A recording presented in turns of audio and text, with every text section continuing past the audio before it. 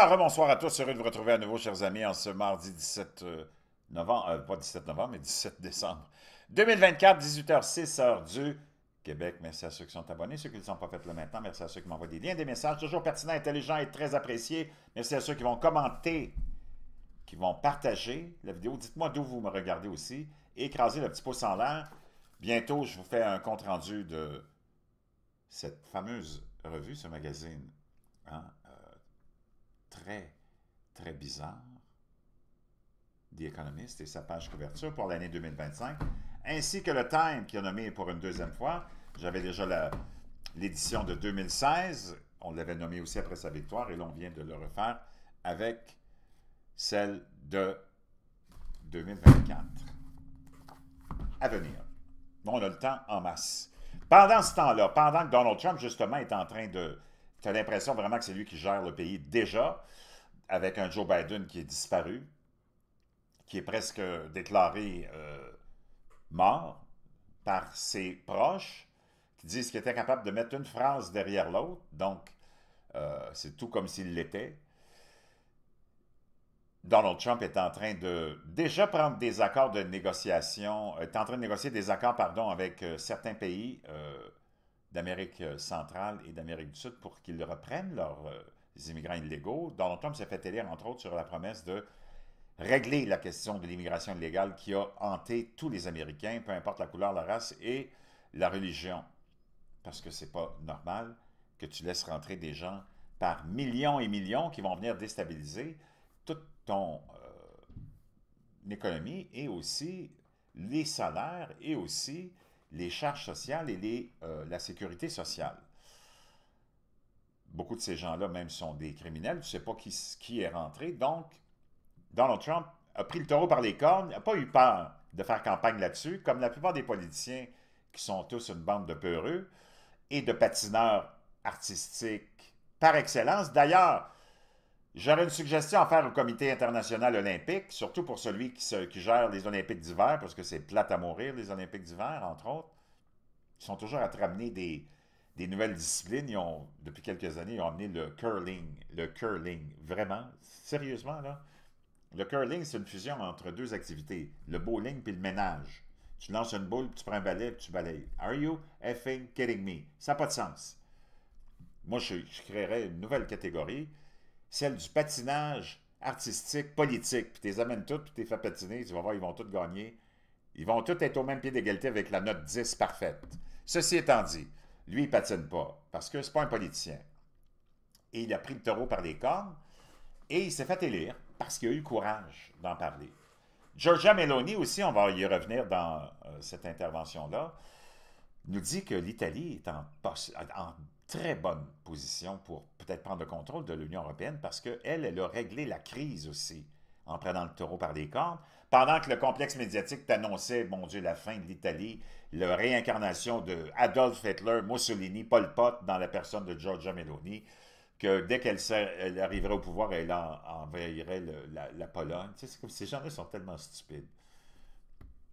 Et c'est tout le contraire qui s'est produit. Pendant que l'Allemagne est en train de s'effondrer, son gouvernement s'est effondré aussi en perdant un vote de confiance, et on va y revenir dans quelques instants sur l'immigration, parce que c'est ça qui fait perdre ces gens-là, et Emmanuel Macron aussi, dans la même situation. Pendant ce temps-là, Meloni salue la stabilité politique retrouvée en Italie après des années d'instabilité, surtout à cause des gauchistes qui étaient et qui avaient infiltré à peu près toutes les... c'est ça le problème. Les globalistes, mondialistes, gauchistes, tous ces activistes là, qui sont une poignée de gens, mais qui sont tellement bruyants, puis sont tellement financés par le complexe euh, politique mondial, notre culte qui nous gouverne, que, dans le fond, ils contrôlent nos politiciens. Alors que la France et l'Allemagne sont secouées par des troubles politiques, la présidente, ou pas la présidente, c'est la première ministre italienne, Giorgia Meloni, a salué mardi la stabilité de son gouvernement, affirmant que cela lui donnerait une carte précieuse à jouer dans les affaires européennes. L'Italie est connue pour ses gouvernements de courte durée, au nombre de près de 70 depuis que le pays est devenu une république en 1946, après la Seconde Guerre mondiale. Mais malgré les tensions avec ses propres partenaires de coalition, notamment sur le budget de cette année, le gouvernement d'extrême droite, d'extrême droite, ces gens-là sont gaga. Dès que tu veux contrôler tes frontières, déjà, ils te catégorisent d'extrême droite. Si tu veux favoriser la vie plutôt que la mort, tu es d'extrême droite. Si tu veux favoriser euh, la biologie plutôt que l'espèce d'idéologie personnelle que tu as, que tu es Dieu, puis que tu peux être de n'importe quel genre. Oh, tu es un extrémiste de droite, et j'en passe et j'en passe. S'adressant au Parlement avant un sommet des dirigeants de l'Union européenne plus tard cette semaine, la première ministre a salué la stabilité extraordinaire de l'Italie par rapport aux gouvernements italiens précédents et également par rapport aux turbulences politiques auxquelles sont confrontées plusieurs grandes nations européennes. L'Allemagne, la plus grande économie de l'Union européenne, organisera des élections anticipées l'année prochaine avec ou après l'effondrement de la coalition du chancelier Olaf Scholz, tandis que la France, la deuxième plus grande économie, en est à son quatrième premier ministre cette année.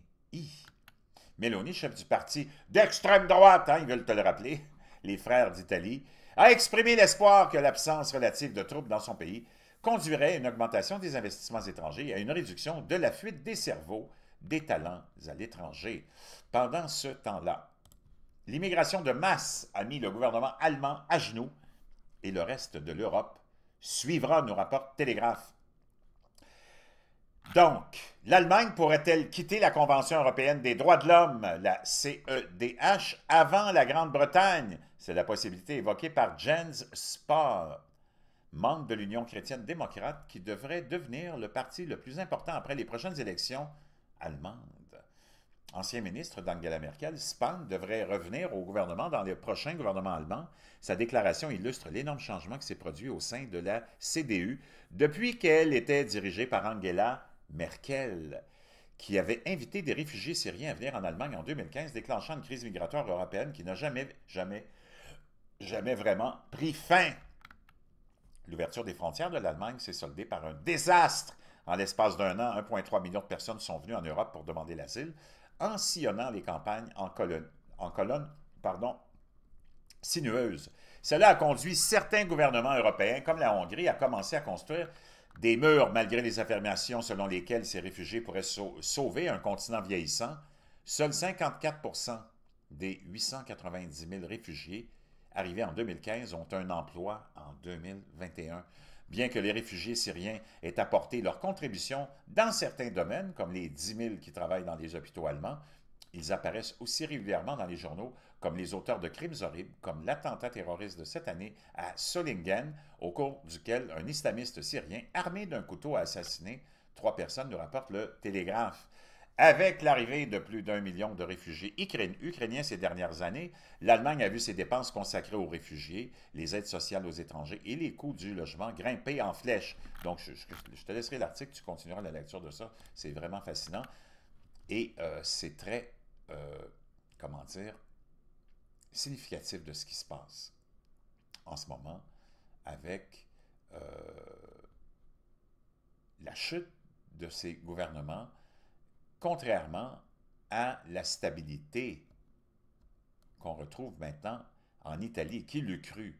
Donc ça, c'est pour ce qui est de la situation en Europe comparativement à celle aux États-Unis, où Donald Trump a dit non, non, c'est sûr qu'ils vont être obligés de les reprendre parce que sinon, ils vont faire face à des tarifs très, très, très élevés.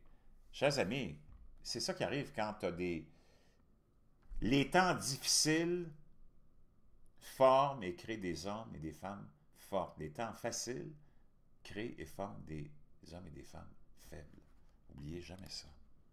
Je vous reviens.